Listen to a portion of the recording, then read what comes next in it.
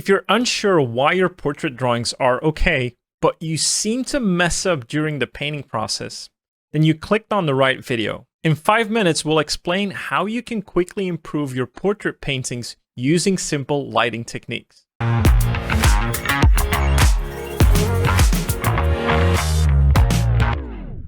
Hey Artleets, welcome to the ArtWod channel, the program where we train our creative muscles on a daily basis. Painting portraits is something we all love doing.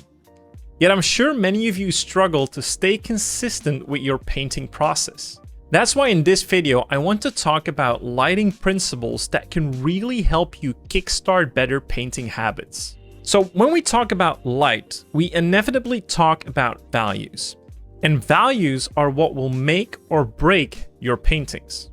The first thing you should consider is value grouping. Creating a well-established boundary between light and shadow will simplify your rendering process significantly. A key beginner tip I would recommend here is once you have established a value for your shadows, only go darker within this value group, meaning that you should not pick like an 8 or a 9 on the value scale for that initial shadow map.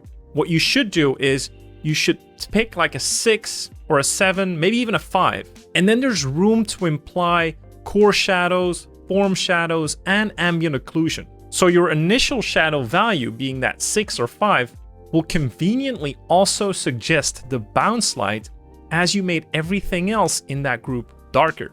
And I see many beginners make this mistake of adding in lighter values into their shadow area instead of just going darker. And that sometimes or even often breaks the illusion of light versus shadow. Now next up are shapes. Shapes, shapes, shapes. Whether you're drawing, painting, or designing, good shapes should always be a thoughtful consideration.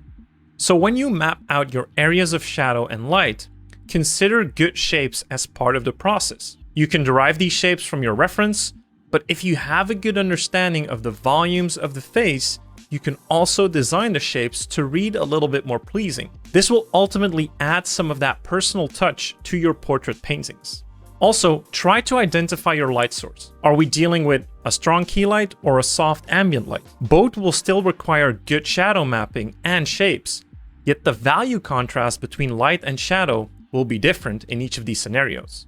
Now, the biggest tip I can give you when it comes to lighting is using the rules of photography. Use well-established lighting setups like a Rembrandt lighting, loop lighting, or a butterfly lighting.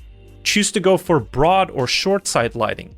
If you don't know what this is, look it up. All of these lighting principles work really well for a good reason and have stood the test of time. So there's no need for you to reinvent the wheel. And if you're struggling to get some good three-dimensionality in your portraits, using lighting setups that have a nice cast shadow, like Rembrandt lighting, these cast shadows can help map the contour of the face and therefore add more volume to your paintings.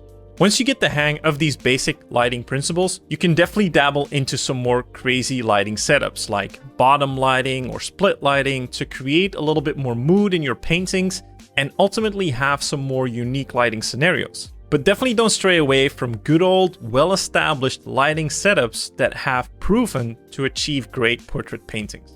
If you want the detailed version of this video, along with demonstrations and assignments to create your own stunning portraits, be sure to check out our portrait painting course at artwod.com. Right now, you can enjoy discounts up to 45% on our yearly plans. So, happy learning, Artleets!